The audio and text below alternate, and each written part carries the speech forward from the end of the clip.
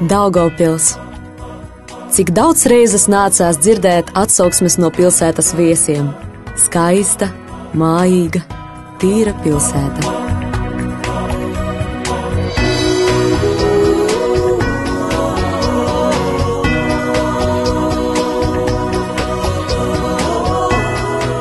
Jā, mūsu pilsēta ir tīra. Mēs mīlam savu pilsētu.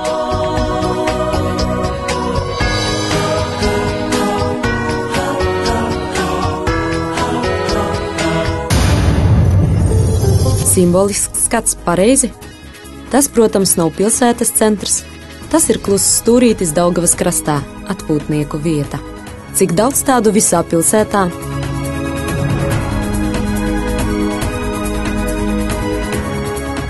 Jā, mēs mīlam mūsu pilsētu, un līdz rītam šos atkritumus novāks. Šodien cilvēce ne tikai cenšas novākt pēc sevis atkritumus. Cilvēce cīnās ar atkritumiem. Pasaule ved kauju ar atkritumiem, un, diemžēl, zaudē to. Pēc idejas cilvēks ir iedzinis sevi slazdā. Runājot atklāti, mēs vienkārši aprokam sevi. Diemžēl nākas konstatēt, vide kaitējumu globālajā izpratnē mēs neesam tālu aizgājuši no saviem priekštečiem. 14. gadsimta vidū 7 gadu laikā no buboņa mēra mira katrs 4. pasaules iedzīvotājs. Iemesls – sadzīves atkritumi. Mēs esam jau 7 miljardi cilvēku. Apkārtējās vides piesārņošana ar rūpnieciskajiem un sadzīves atkritumiem pātrinās ātrāk nekā iedzīvotāju skaits. Pasaule atrodas uz globālās ekoloģiskās krīzes sliekšņa, neatņemama sastāvdaļa no kura ir atkritumu krīze. Ko teikt? Augstākā pasaulē virsotne, Everests, ir pārvērties par izgāstuvi. Drīzumā problēma būs palaist satelītu. Apkārt planētai Zeme ir parādījušies riņķi kā Saturnam, bet tikai no atkritumiem.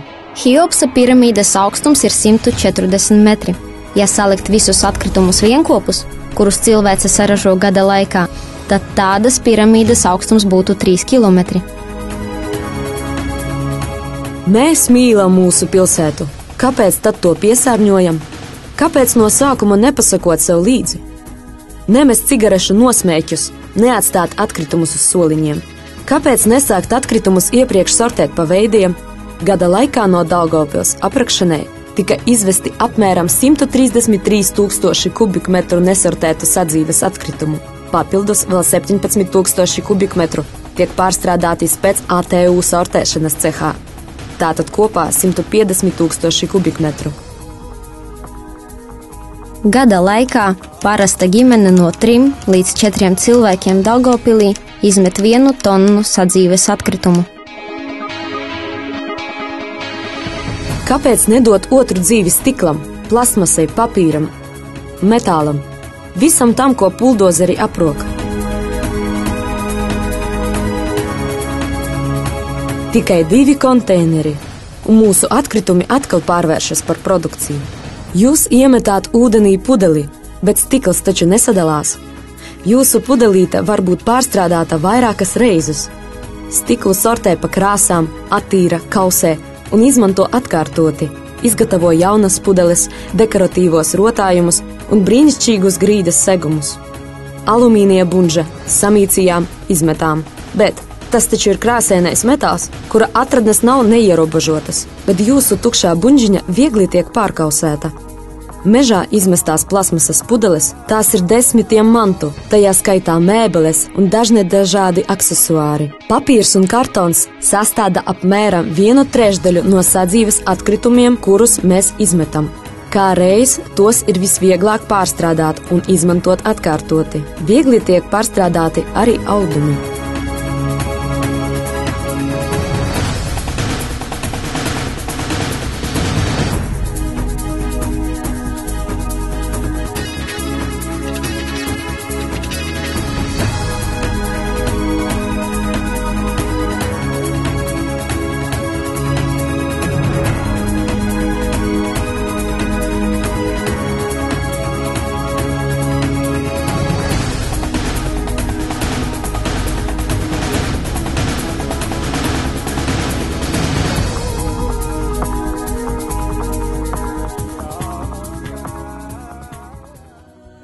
Laiks beidzot saprast, tīrs ir ne tur, kur uzkopj, bet tīrs ir tur, kur nepiesārņo.